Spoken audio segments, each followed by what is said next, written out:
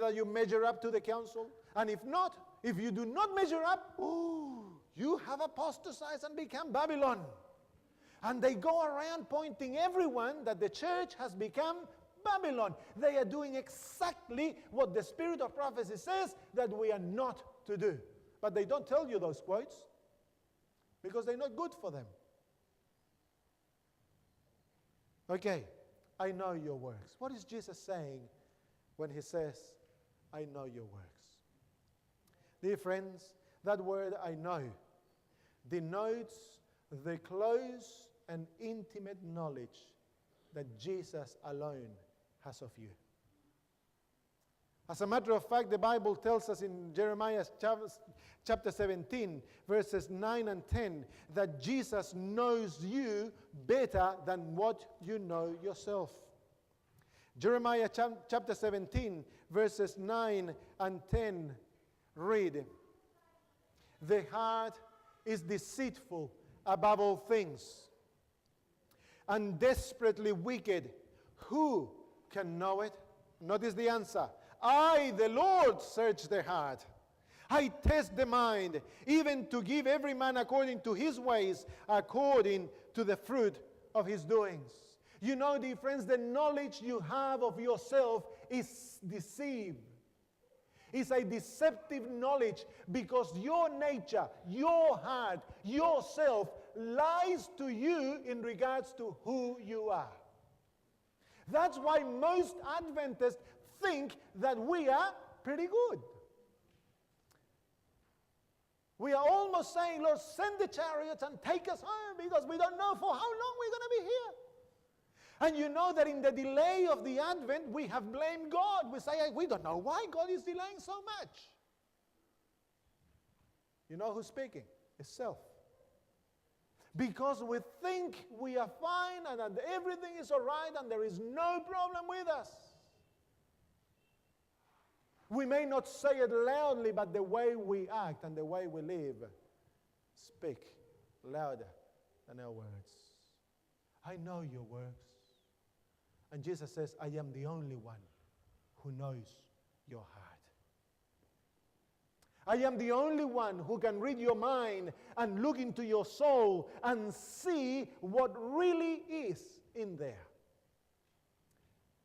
And as I said to you last night, the past week, I've had an experience that is a very sobering experience. You know, when you think that you have surrendered and that everything is fine, you belong to the Lord, suddenly the Lord begins to open your eyes to the realities that lie in parts that you have never seen. And suddenly the Lord begins to unveil before your eyes that you are still proud and selfish, self-centered and envious. That in reality, there is much more that He knows, but that you do not know. And dear friends, it is here where the stone lies for Laodicea. Laodicea has a self-deceptive picture of itself. Come to Revelation chapter 3 and verse 17. Revelation chapter 3 and verse 17. Laodicea has a self-deceptive picture of who she is. It reads there in chapter 3 verse 17, because you say, I am rich and increase in goods and have need of nothing. That's what Laodicea thinks of itself. That's what you think of yourself. Pastor Sam, I don't think that. Well, that's what the word says, friends. Who are you going to believe? The word says that Adventists think of themselves that they are rich, they are increasing goods, and that they have need of nothing. That is what the divine counselor says, friends. It's not Pastor Braga.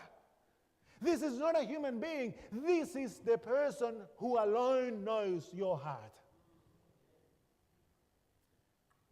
And then he says, but I tell you, I'm going to tell you who you are. You are miserable, you are wretched, you are poor, you are blind, and you are naked. Here lies the problem of Laodicea. Laodicea rationally has an experience and thinks, I am fine. I have need of nothing. Look at all these truths. We are the remnant. Woo! We have the most holy place message. We are to preach the three angels' message to the whole world. We are it. Poor little Pentecostals. Poor little Catholics. Ooh, those Baptists. We are fine. Pastor, don't speak hard sermons.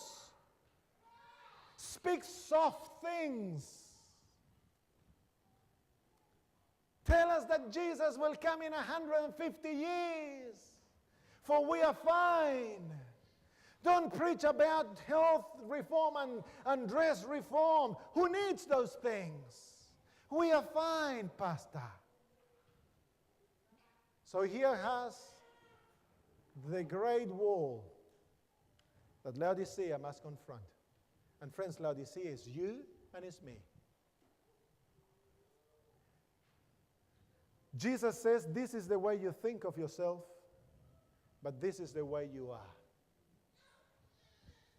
The question is, who are we going to believe?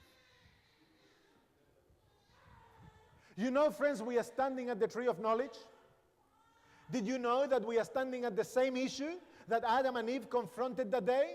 God said, the day you eat of it, you shall surely die. The serpent came and said, you will not die. And Eve looked at the tree and said, the fruit is good.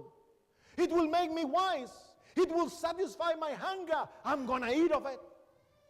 And that's where sin began, because they did not believe in the word of God. And now, friends, God has a church that is being challenged by the word of God, and God is saying, this is the way you are. But the church says, no, this is the way I am.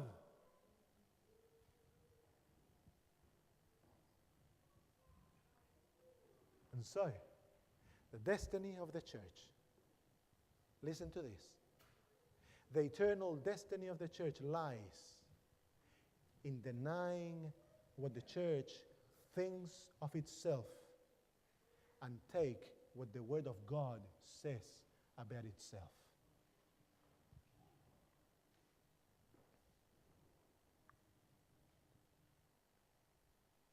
I know your works. What is works? What does that word works mean? If you come to the book of 1 Corinthians chapter 3, verses 12 to 13, Paul will define that word to us. 1 Corinthians chapter 3, verses 12 through to 13.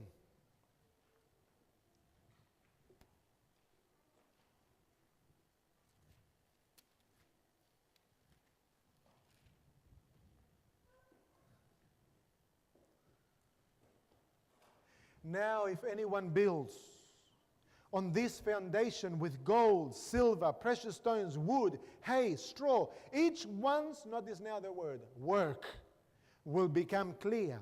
For the day will declare it, because it will be revealed by fire, and the fire will test each one's work of what sort it is. What is the works? The works is my life. The way I'm building a character, the way I'm building my life, and Paul says the day is coming when the life of everyone is going to be tested by what? By fire. And only those who have built on things that are fireproof will be able to remain. But those who have built on materials that are not fireproof, their works are going to be burned. And Jesus says, I know your works. What is he saying? I know the way you are building your life. I know the way you are living the moments when you are alone. I know the thoughts you have on your minds, the intentions. I know what you are made of. I know your feelings. I know how you relate to people. I know when you smile and say, I love you, but in reality there is a grudge, a hatred, there is an antagonism. I know, he says, because to the eyes of Christ, there is nothing that is covered, dear friends. We may deceive one